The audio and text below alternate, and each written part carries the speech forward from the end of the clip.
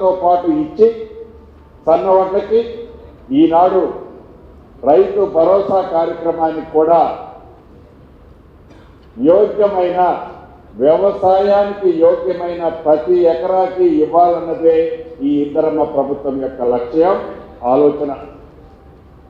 ఈ ఇచ్చే ప్రతి రూపాయి పేదోడు రూపాయి.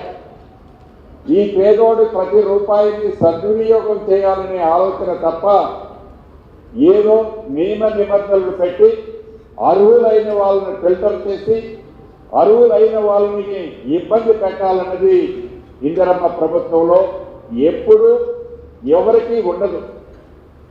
దాన్ని దృష్టిలో పెట్టుకొని ఆనాటి ప్రభుత్వానికి కావలసిన అభివృద్ధిలో భాగంగా అది రోడ్లు కానీ ఇరిగేషన్ ప్రాజెక్టులు కానీ పరిశ్రమలు కానీ ఇతరత్ర ఏ కారణాల చేతైనా భూమిని సేకరించిన భూమిని తిరిగి మళ్ళీ ఆనాటి ధరణిలో ఉన్న మాట వాస్తవం.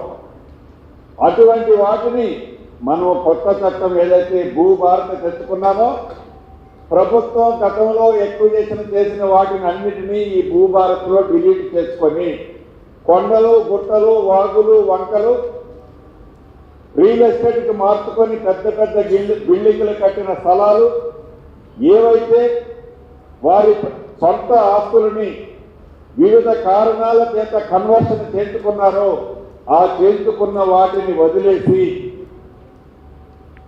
అర్హులైన వ్యవసాయానికి యోగ్యమైన ప్రతి ఎకరాకి 2 విడతల్లో 2 పంటలకి 12,000 ఇచ్చే రూపాయల స్కీమ్కి శ్రీకారం చుట్టారు. దీన్ని 16వ తారీఖు నుంచి 20వ తారీఖు వరకు 5 రోజులు ప్రతి విలేజ్కి అధికారులు వస్తారు. ఈ 4 స్కీములు గ్రామ సభలోనే చర్చ పెడతారు. గ్రామ సభలో చర్చ పెట్టడానికి ప్రధానమైన ఉద్దేశం ఎక్కడా చిన్న పొరపాటు కూడా జరగద్దు.